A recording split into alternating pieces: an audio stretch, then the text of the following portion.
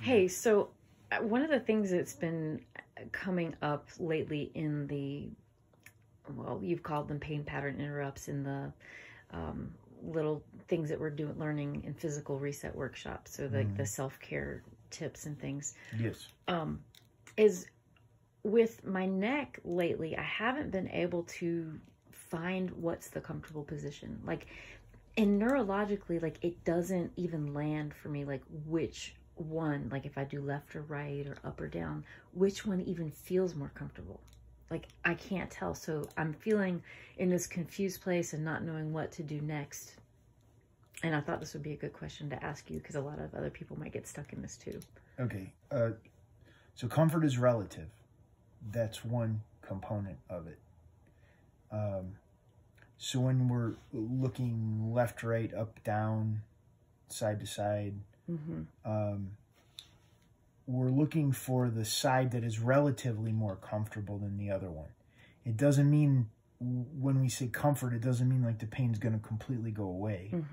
It means that we're going to reduce the level of tension or pain or discomfort in that neck, in that plane of motion in the neck.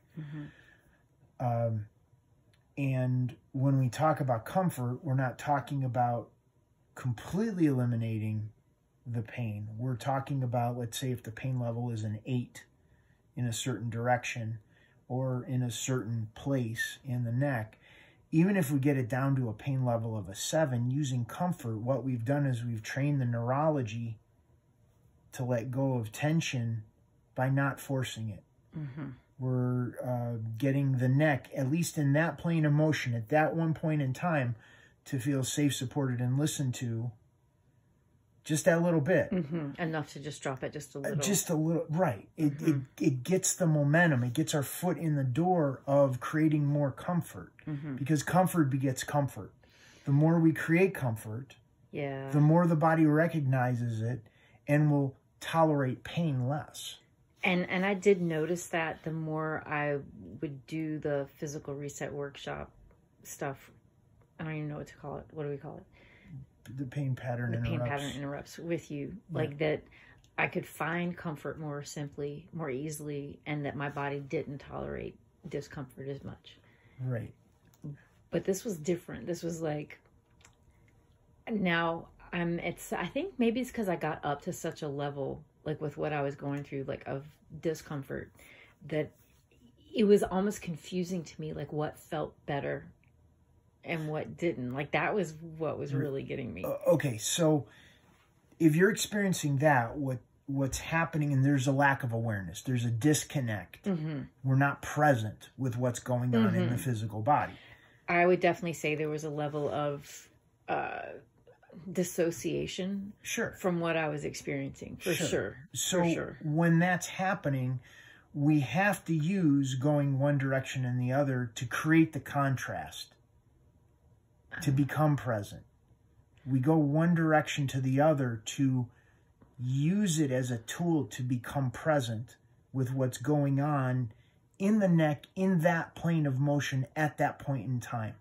And when we create comfort, comfort changes the tension in the body or in the neck, and it's going to be different. So we're learning how to be in a better relationship with what's going on in the neck, in that plane of motion. And the disassociation you're feeling is a level of trauma or pain or tension or discomfort from accidents, injuries, surgeries. Something's going on in the body that we check out because we don't understand what's going on. There's a level of unawareness that's created as a result of the experience. Well, and I'm remembering the video or what you talked about, like breathing or working with the pain or breathing into the pain, or you're talking about like accepting the pain, tolerating the pain, or working with it. Right. And I was totally like tolerating it, but not working with it. Right. we don't have the tools. Like Right. we aren't born with an instruction manual as to how this thing works. We got to kind of figure it out. The body. Yeah, Right. and a lot of people, at least society in general, are very much self-deprecating and beating the body up. I wouldn't even say self-deprecating. It's more like masochistic in a way. It is.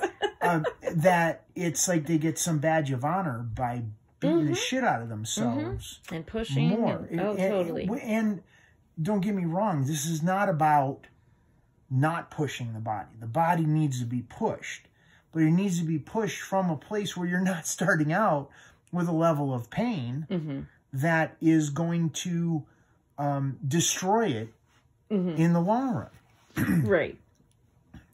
So going back to the disassociation or the disconnect that's going on in the brain, when the pain level is high, the position of comfort is going to be small. And you have to go slower. Okay. And you have to go more gentle. Okay. Because you can blow right by the position of comfort. Yeah.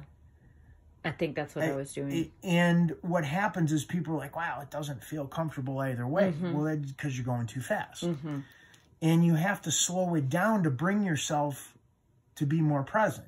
Because when the body is disconnected, or when the brain is disconnected from the body, or the mind is disconnected and the emotions are disconnected from what's going on physically, we have to start lining those things up.